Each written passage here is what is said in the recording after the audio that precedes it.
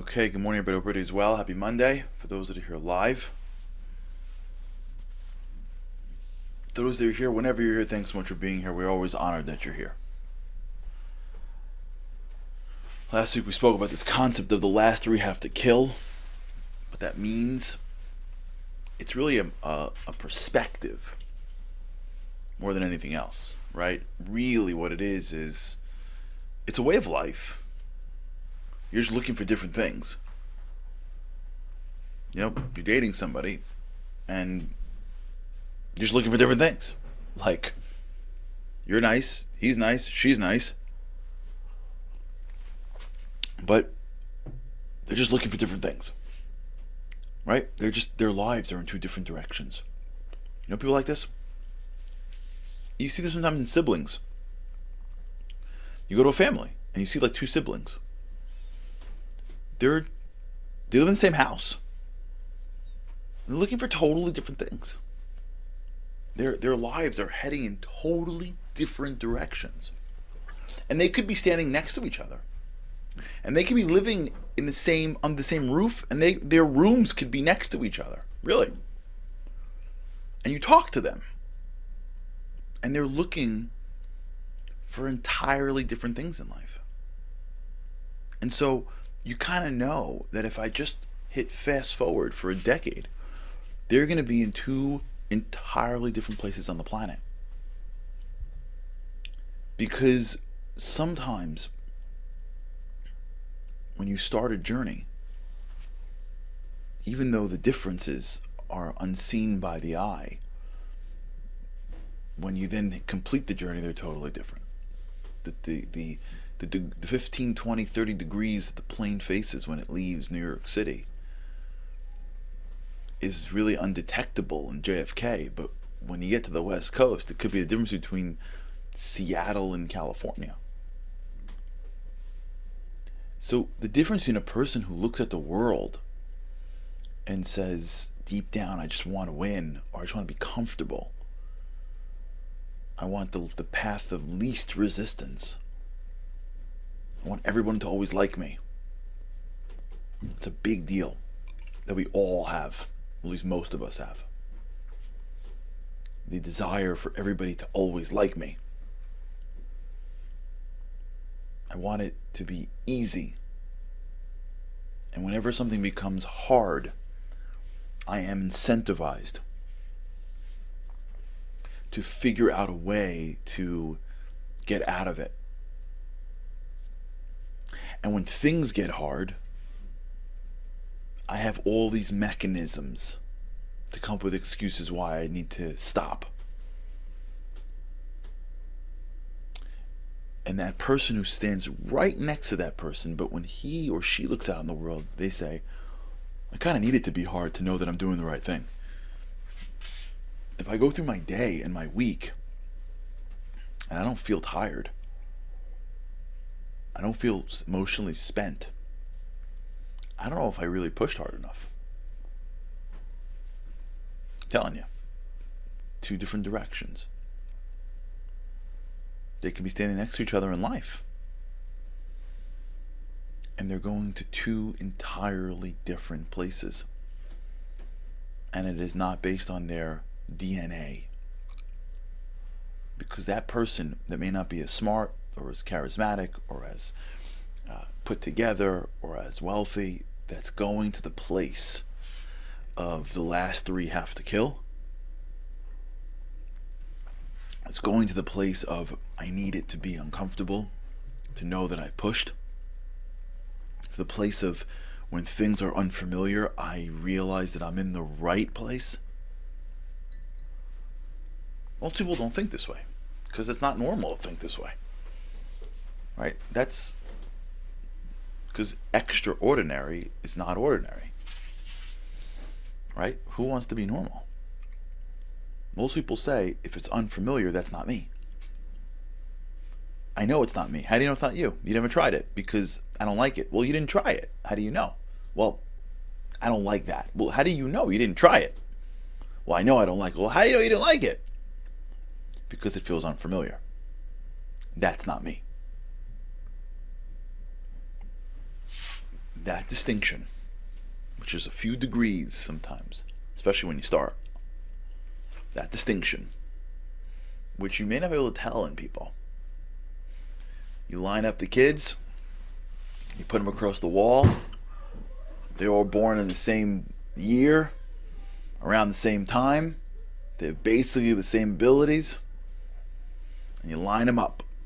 And if you had like glasses that determine between who's looking for comfort and who's looking for discomfort, put those kids against the wall and you let them go for a decade, they're in two different places in life.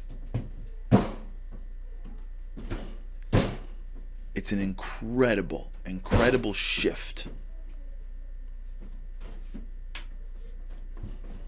that depends on your mentality.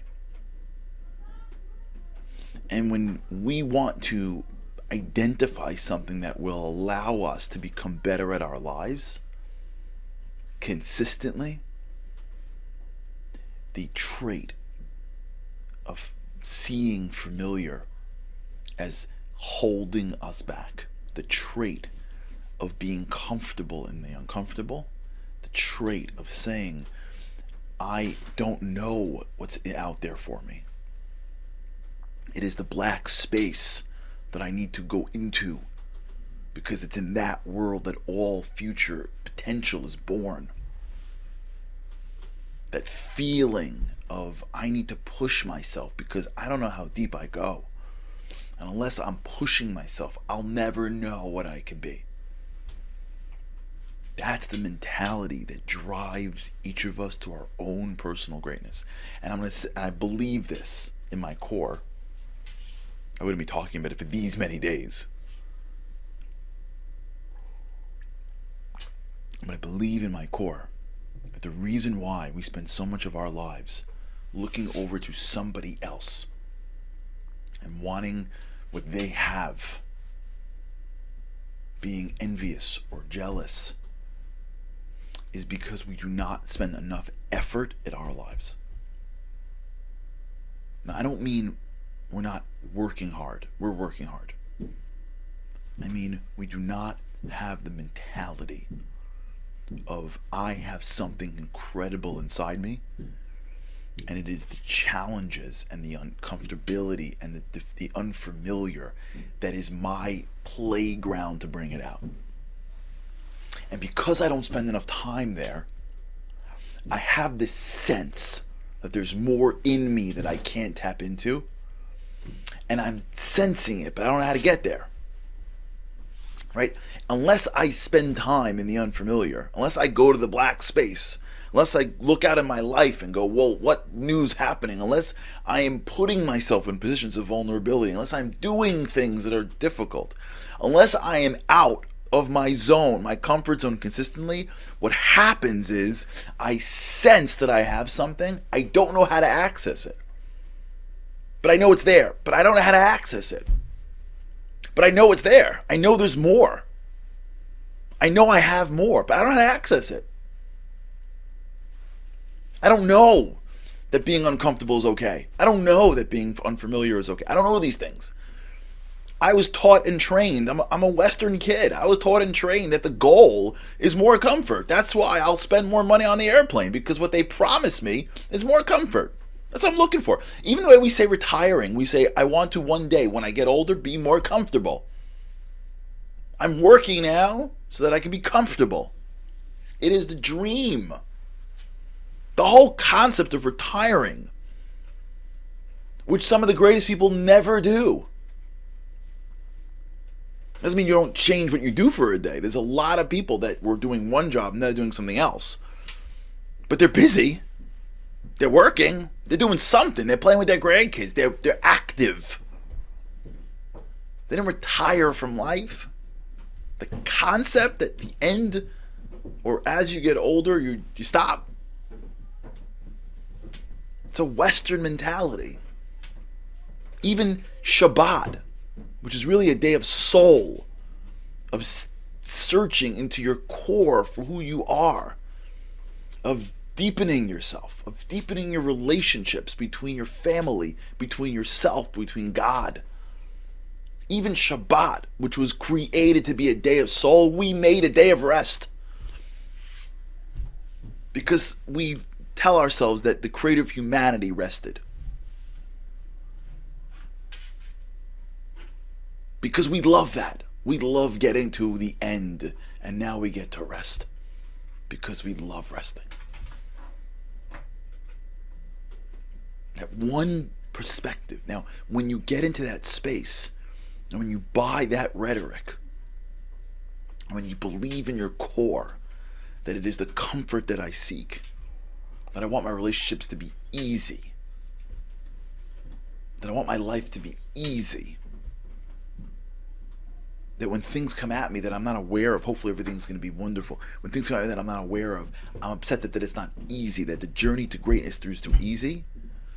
What happens is we live our lives and we don't know how to extract the greatness from within us.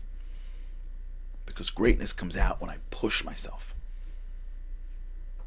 We don't know how to extract it. We know it's there, but we don't know how to extract it because we bought the bag of goods called "it should be easy."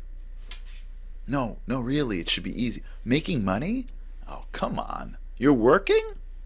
It's easy.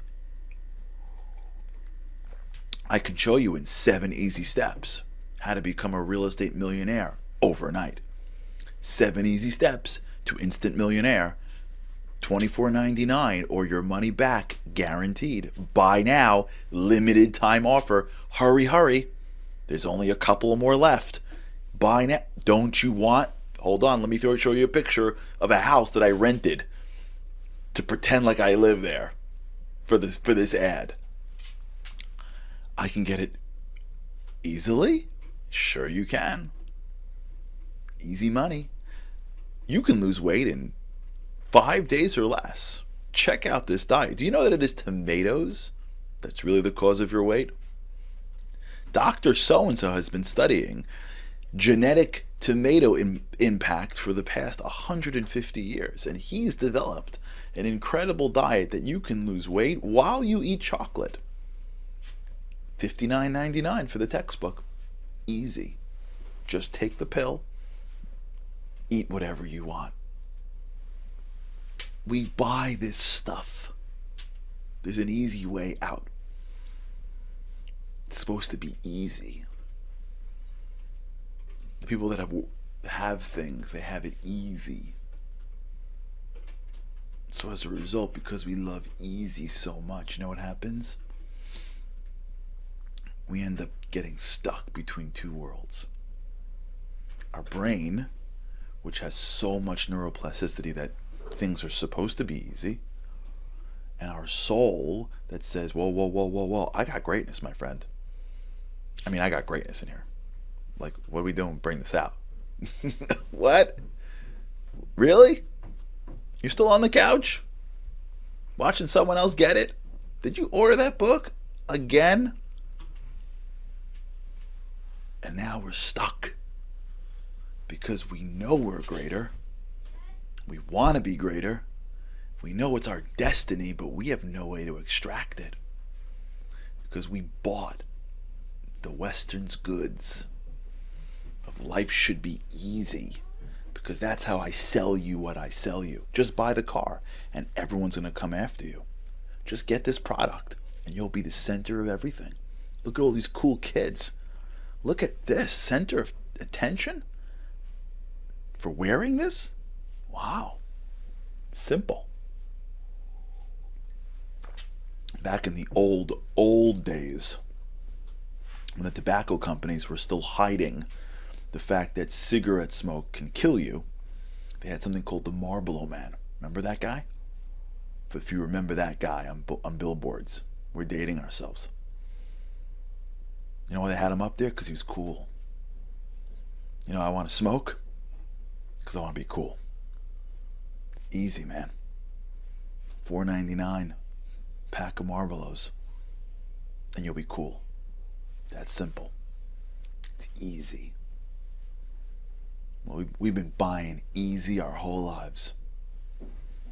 And when you buy easy your whole life, now your brain has no idea how to extract greatness. Because all your neuroplasticity says, it's supposed to be easy. I bought it. I don't know. Doesn't seem like it, but I bought it. Everyone else seems like they have it easy because everyone's pretending to have it easy because everyone bought into the same rhetoric of it should be easy.